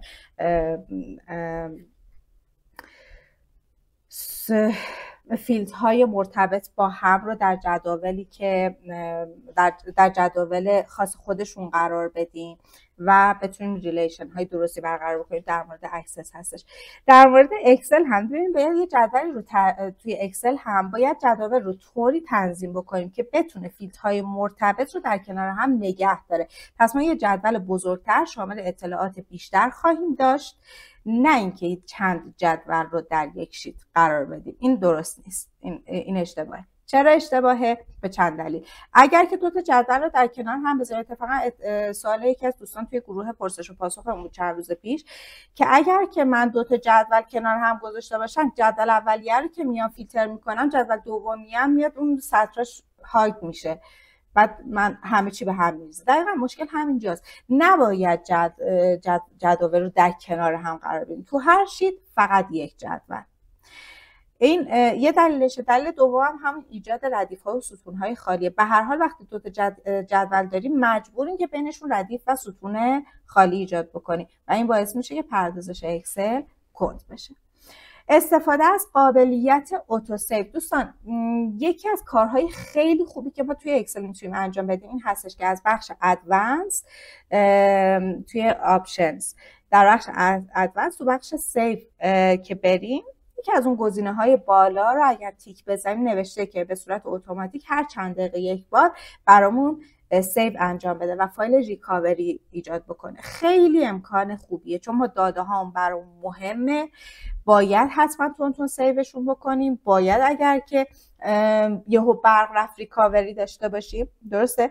اما مسئله که پیش میاد هر دفعه که میاد این سیو رو انجام میده باید چی کار بکنه؟ باید عملیات محاسبات و پردازش داده رو یا کامل متوقف بکنه یا کندش بکنه، چون منابع سیستمی ما به هر حال محدوده دیگه، باید بین کارهای مختلف تقسیم بشه. درست شد؟ پس من اگر که بیام اوتو سیو بیاد سیو بکنه، اون زمانی که سیو فعال میشه اکسل من کند میشه. حالا فرض کنید اوتو سیو رو گذاشته باشیم روی هر یه دقیقه، هر یه دقیقه ما یه کندی خواهیم داشت. خود اکسلمون هم که به واسطه پیچیدگی فایل که کند هست، ما همش داریم ترفند میزنیم سرعتش رو بالا ببریم، اوتو سیو میاد کم این داستان رو تشدید میکنه. پس چیکار کنم؟ یا اوتو سیو رو مثلا بذارید رو 15 دقیقه، بذارید رو 20 دقیقه که کندتر اتفاق بیفته، یا اصلا غیر فعالش کنید. اما حواستون باشه حتما دستی سیو کنید، داده هاتون از بین نره. کار در نمای پیج بریک. دوستان نمای پیج بریک یک نمای نمایشیه. یعنی چی؟ یعنی اینکه از نظر گرافیکی خیلی اکسل رو درگیر میکنه. درست شد؟ به صورت هر چی که ما اسکرول میکنیم به سمت پایین میایم، سلول های بالاتر رو میخواد نشون بده، یا حالا به هر صورت اسکرول که میکنیم مرتب بعد اکسل محاسبه بکنه که پیج بریک ها کجا بود، اونجا کجا تا کجا پیج 1 بود، کجا تا کجا پیج 2 بود. این بار زیادی رو به اکسل تحمیل میکنه. پس چیکار کنم؟ توی نمای پیج بریک هیچ وقت کار نکنید، توی فایل های سنگین از نمای نرمال استفاده کنید. اگر هم خواستین که وضعیت پرینت رو ببینید توی صفحه ها به چه صورتی هست، با پرینت پریویو درسته با چند تا امکان کمتر، ولی داره این دید رو بهتون میده. پس اگر دیدین نمای پیج بریک واقعا داره کارتون رو سخت میکنه، اصلا ازش استفاده نکنید. 22 باز بودن همزمان چند تا فایل. خب گفتیم منابع سیستمی محدودن، وقتی چند تا فایل باز هستن کامپیوتر ما میاد چیکار میکنه؟ میاد حافظه، رم، سی پی یو، همه اینا رو تخصیص میده به فایل های مختلف. درسته؟ فایل هایی که در کنار هست روشون کار نمیکنیم، تغییری روشون ایجاد نمیکنیم، پس پردازش های جدیدی انجام نمیدن، اما اون در حافظه کامپیوتر هست و منابع سیستمی ما رو درگیر میکنه. پس فایل های اضافه رو میبندیم، فقط یک فایل باز داشته باشین. نه، اگه نرم افزاری هم دارین که باز هست اونم ببندید. مثلا اگه دارید که با اکسل کار میکنید، نرم افزار حسابداریتون چرا بازه؟ خود نرم افزارهای حسابداری سنگینن، بعضی موقع اذیت میکنن، منابع سیستمی رو زیاد درگیر میکنن. نرم افزار حسابداریتون رو ببندید بعد با اکسل کار بکنید، کاری باش ندارین. درست شد؟ این از این. بعدی عدم استفاده از فرمت مناسب. دوستان ما فایل های اکسلمون رو با چه فرمتی ذخیره می‌کردیم؟ XLSX. درسته؟ به صورت پیش‌فرض. اگر فایلتون خیلی سنگینه با فرمت XLSB ذخیرهش بکنید. این یه نوع فرمتی هست که از تمام امکانات و قابلیت های اکسل در حالت XLSX پشتیبانی میکنه. یعنی یک فایل عادیه.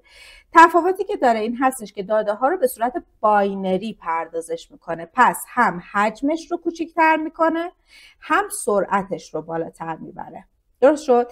یه سری محدودیت‌های کوچیکی داره. زمانی که میخواین از بیرون به اکسل متصل بشین، مثلا زمانی که میخواین با یه نرم افزار دیگه بیاید به اکسل وصل بشین، یه سری درگیری براتون ایجاد میکنه، اما خود فایل اکسل هیچ کاستی براتون ایجاد نمیکنه. پس فایل های بزرگ رو XLSB ذخیره کنید. ادین های بیکیفیت. اولا که اینو بدونید، ما اگر که ادین چیه؟ ادین رو برای دوستانی که ممکنه ندونن، افزونه هایی هستن که ما اضافه میکنیم به اکسل برای اینکه یه محاسباتی رو برای ما انجام بدن که تو اکسل نیست. مثلا تاریخ شمسی برام محاسبه بکنه، اکسل نمیتونه تاریخ شمسی محاسبه بکنه. درسته که میتونه نمای تاریخ شمسی بهمون بده، میتونیم تاریخ میلادی وارد بکنیم، ظاهرش رو به تاریخ شمسی تبدیل بکنیم، اما محاسباتی که مربوط به عرض به حضور شما داده تاریخ های شمسی باشه، بعضیشون کار میکنه، خیلیشون کار نمیکنه. خب پس باید چی کار بکنیم؟ باید بیایم توابعی رو ایجاد بکنیم که توانایی کار کردن با تاریخ‌های شمسی رو داشته باشن. این توابع در اکسل نیست. چه اتفاقی میفته؟ کسی که VBA بلده میاد این توابع رو مینویسه و به صورت VBA تبدیلش به شکل ادین تبدیلش میکنه، در اختیار ما قرارش میده و ما اون رو اضافهش میکنیم به فایل اکسل و از اون به بعد اون توابع رو دیگه توی اکسلمون داریم. و خیلی کارهای دیگه، ادین های با کیفیت و بی کیفیت خیلی زیادی در اینترنت وجود داره. اصلا ساخت ادین یکی از یکی از روش های کسب درآمد هست. میتونید توانمندی های بسیار فوق العاده و متفاوتی رو با استفاده از طراحی انواع ادین ها به اکسل اضافه بکنید که اگر که تواناییتون در برنامه‌نویسی VBA بالا ببرید میتونید از این زمینه کسب درآمد داشته باشید. اما هر کسی که ادین درست میکنه واقعا تبحر 100% در VBA نداره، بنابراین ادین های بی‌کیفیت تولید میکنه.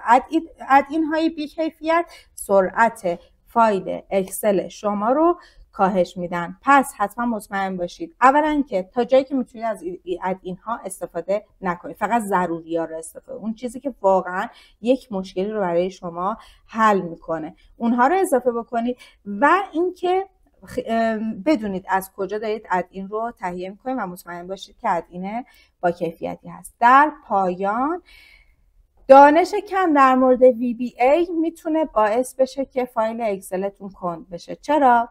چون شما اگر که دانش VBA داشته باشید میتونید یه سری از بارهای محاسباتی رو از دوش اکسل بردارید. چطوری؟ با استفاده از VBA نتایج محاسبات پیچیده رو به دست میارید، مقدار ثابت نهایی رو محاسبه میکنید، اون مقدار ثابته رو میبرید توی سلوله میذارید. پس چه اتفاقی میفته؟ به جای اینکه یه سلولی داشته باشی که هر دفعه با هر تغییری میخواد دوباره پردازش بشه و دوباره محاسبه بشه، یک مقدار ثابت داری که دیگه محاسباتش انجام شده و نیازی به تغییر نداره. اون وقت فقط به زمانی که نیاز به تغییرش بود دستور محاسبهش رو میدی. پس باعث میشه که مداوم محاسبات انجام نشه. پس سرعت فایل اکسل بالا میاد. اگر که دارید فرمول نویسی خیلی پیچیده استفاده میکنید، فرمول نویسی های خیلی پیچیده منظورم این که توابع بسیار تو دارین استفاده میکنید. بعضی موقع دیدین بعضیا میان یه فرمولایی مینویسن 3 خط 4 خط طول ادامه داره، پردازش اینها به شدت اکسل رو کند میکنه.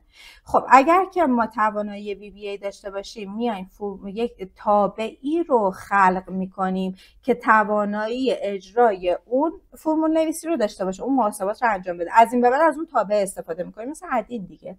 درست شد؟ پس ما میایم از توابعی رو میسازیم که از فرمول نویسی های پیچیده سریعتر عمل میکنن.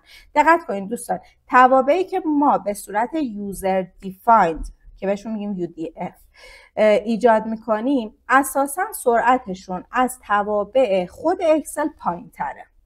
خب چرا؟ علتش چیه؟ علتش اینه که با واسطه کار میکنه دیگه. یک برنامه نویسیه با استفاده از VBA اومدیم رو ایجادش کردیم و وارد اکسلش کردیم، اما توابع درونی اکسل داخل خود اکسلن و به بهترین نحو به جوری که با خود سیستم اکسل مچ هست نوشته شدن، بنابراین قطعا سریع‌ترن. هر چقدر هم که خوب تابع نویسی بلد باشیم و سریع‌ترین توابع رو بتونیم بنویسیم، باز هم نمیتونین از توابع خود اکسل سریع‌تر باشه، چون به هر حال بعضی از مراحل رو اضافه داره. اما چه اتفاقی میفته؟ تفاوت کجاست؟ تفاوت اونجاست که شما میایین فرمول نویسی تو در توی پیچیده انجام میدید، یعنی توابع سریع رو در کنار همدیگه قرار میدین و این در کنار هم قرار داده خودش کند میشه.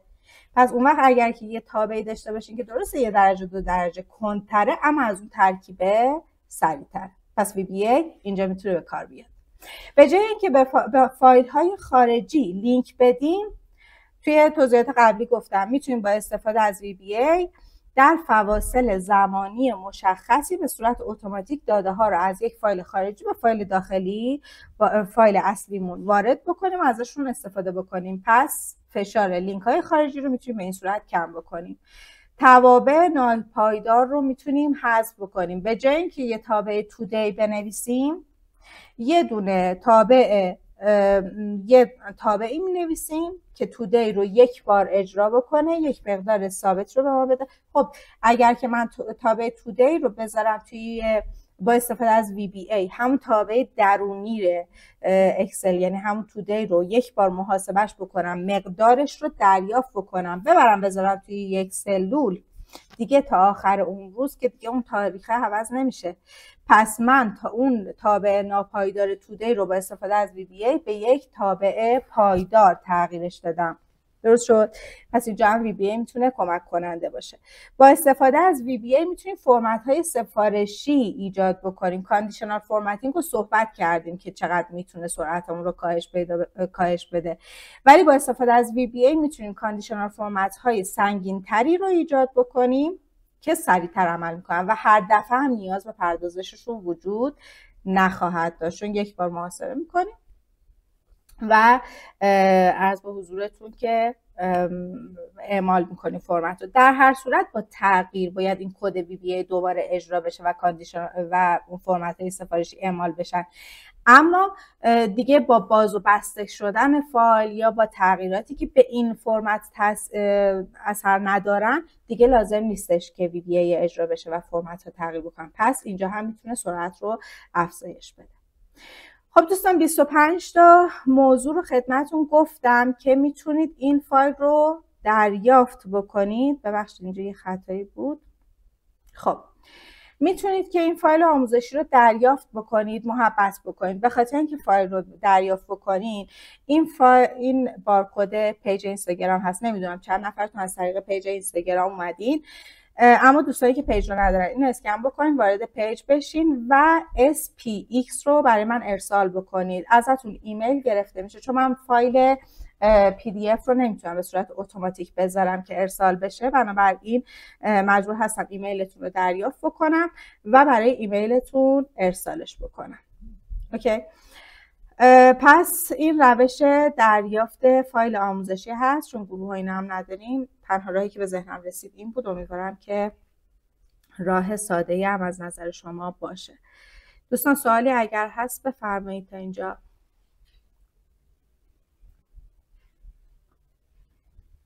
بزرگواری متشکرم.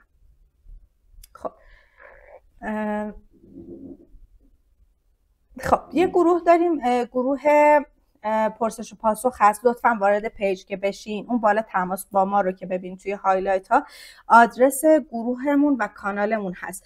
توی گروه پرسش و پاسخه در هر زمینه مربوط به اکسل اکسس اگر سوال داشتین اونجا میتونید بپرسین، یا خودم یا سایر دوستانی که در اون گروه هستن پاسخگو هستن و یک جامعه خوبی هستش برای اینکه افراد بتونن در این زمینه‌ها تشریک مسائل داشته باشن. و یک کانال هم داریم که هر از چندگاهی فایل‌های آموزش رو اونجا قرار میدیم، منتها فایل‌های آموزشی اشتراکی رو که هر جفتش آدرسش توی هایلایت تماس با ما هست. و بریم سراغ بقیه دوستان. یه خبر خوب گفتم در انتها براتون دارم. خبر خوب این که ما یک دوره اکسل کاربردی داریم. دوستانی که اینجا هستن احتمالاً بیشتر دوستان با خود اکسل آشنا هستن و ممکنه که این دوره رو نیاز نداشته باشن، اما باز هم این خبر خوش رو براتون گذاشتم به این دلیل که شما به عنوان دوستان همراه من میتونید این دوره رو به دوستانتون هم معرفی بکنید و دوستانی که شما معرفی میکنید برای اینکه دوره اکسل کاربردی رو با آفیس آموز بگذرونن میتونن با 30% تخفیف از این دوره استفاده کنن. دوره اکسل کاربردی که شامل آموزش تمام ابزارهای اکسل به صورت یکجا میشه با پشتیبانی 15 ساعت آموزش و همراه گواهی نامه. مبلغش 1200 هست. یک جلسه ازش گذشته، جلسه مقدماتی بوده، اون جلسه ذخیره شده. پس دوستان تا قبل از جلسه دوم که میشه 7 بهمن ثبت نام بکنن میتونن وارد بشن و جلسه اول رو هم که ضبط شده هست دریافت بکنن و با ما همراه بشن. اطلاعات بیشتر در این دوره رو خواستید توی پیج EPO رو ارسال بکنید، تمام اطلاعاتش براتون ارسال میشه. دوره بعدی که میخوام بهتون معرفی بکنم دوره جامعه VBA اکسل که قرار هستش که از اوایل فروردین سال آینده به صورت آنلاین برگزار بشه. ثبت نام اصلی این دوره اسفند ماه، اواسط اسفند ماه شروع میشه با قیمت اصلی 4 میلیون تومان که به خاطر جشنواره‌ای که داشتیم قبلا تقریبا چند روز پیش جشنواره‌مون تموم شد که فقط تا اون جشنواره فرصت خرید با نصف قیمت رو گذاشته بودیم که این اصلا به هیچ عنوان تکرار نخواهد شد. منتها چون توی اون جشنواره به بعضی از دوستان قول دادیم که تا 10 بهمن بتونن واریز داشته باشن با همین مبلغ، تصمیم گرفتم که این وبینار هم مطرح بکنم و دوستانی که تا 10 بهمن ثبت نام بکنن همچنان با 2 میلیون تومان بتونن در این دوره شرکت بکنن. اطلاعات تکمیلی رو در EVO با ارسال EVO میتونید از پیج دریافت بکنید و وارد سایت میشید و اونجا تمام لیست موارد رو خدمتتون عرض کردیم و واقعا باور بکنید کامل ترین دوره VBA اکسلی هست که تا به حال دیدین. از سرفصل‌هاش مشخص هست که میتونید مطالعه بفرمایید. دوره بعدی دوره اکسس هست. اکسس سطح متوسط هست که تمام ابزارهای اکسس رو 0 تا 100 آموزش خواهید دید بدون VBA و این توانایی رو پیدا میکنید که یک دیتابیس کاملا اصولی رو ایجاد بکنید. قیمت این دوره 1,637,000 هست که فقط تا 10 بهمن با 30% تخفیف با 957 تومان میتونید دریافت بکنید. برای اطلاعات بیشترش هم BAP رو باید برام ارسال بکنید. این فایلی که دریافت بکنید اینها همش هست، فقط هم چیزی که لازمه یادتون باشه همون اولیه بود که حالا دوباره بهتون نشون میدم. و اینکه دوره اکسس پیشرفته VBA اکسس هست که آموزش میبینید چطور با استفاده از VBA دیتابیس اکسستون رو به یک نرم افزار اختصاصی جامع و کامل تبدیل بکنید. در یک دوره کاملی هست که باز اون هم سرفصلاش رو میتونید با ارسال AAP دریافت بکنید. اون رو هم که قیمتش 2,330 هست فقط تا 10 بهمن با 1,630,000 میتونید دریافت بکنید. و خبر خوب تر این که اگر که دوره اکسل متوسط و پیشرفته رو همزمان با همدیگه دریافت بکنید، جزء قوانینمون هست که هر کسی در هر تایمی رو خرید بکنه 20% تخفیف ثبت نام همزمان دریافت خواهد کرد که 30% هم تخفیف الان برای بهتون تعلق میگیره. یعنی در کل تا 10 بهمن به جای 20% این دو تا دوره رو با 50% تخفیف میتونید دریافت بکنید. پس فرصت خوبیه. اگر واقعا میخواید وارد بحث اکسس بشین پیشنهاد میکنم که حتما این دو تا دوره رو تا 10 بهمن تهیه بکنید. و در خصوص رضایت مشتریانمون واقعیتش رو بخواید پیام نارضایتی تا به حال نداشتیم. پیشنهاداتی داشتیم که سعی کردیم پیشنهادات رو اعمال بکنیم اما نارضایتی تا به حال نداشتیم. تمام رضایت‌ها رو در هایلایت نظرات میتونید ببینید و این تصاویری هم که گذاشتیم افرادی هستن که در کلاس‌های مختلف از 1 تا 3 رضایتشون رو نشون دادن که عدد 3 رو همه میبینید که نمایش دادن و این نشون دهنده رضایت مشتریان ما هست. و در انتها اگر که میخواید از این دوره ها استفاده کنید یک کد تخفیف باید دریافت بکنید. و اینکه کد تخفیف باید اختصاصی برای خودتون ایجاد بشه چون فقط این کد تخفیف مال افرادی هستش که در این وبینار حضور داشتن، لازم هستش که به صورت شخصی براتون ایجاد بشه. پس باید محبت بکنید در پیج FBW رو برام بفرستید تا کد تخفیف براتون ارسال بشه. در نهایت چیزی که الان باید به خاطر بسپارید برای دریافت این فایل SPX رو لطفاً به خاطر بسپارید، این رو ارسال بکنید که فایل رو دریافت بکنید. بقیه کدها داخل فایل براتون ارسال خواهد شد. دوستان اگر که سوالی هست در خدمتون هستم.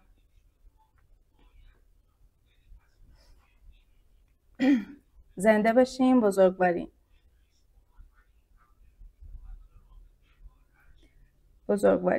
خب دوستان کسی هستش که سوالی داشته باشه یا پیج ما رو نداشته باشه؟ میخواید که من اینجا زنده باشین خانم علویان. متشکرم جناب باقری، ممنونم آقای نیکنام، خیلی متشکر جناب نظری، خیلی ممنونم از اینکه با من همراه بودین. باعث افتخارم بود آشنایی با شما و امیدوارم که ارتباط ما در پیج اینستاگراممون همچنان برقرار باشه و بتونیم در مورد اکسل اکسس اطلاعات خوبی رو با هم به اشتراک بذاریم. اگر که سوالی ندارید من دیگه جلسه رو ببندم و خسته هم نباشید. زنده باشین. متشکرم شما همچنین. با اجازهتون من میبندم. خدا نگهدار.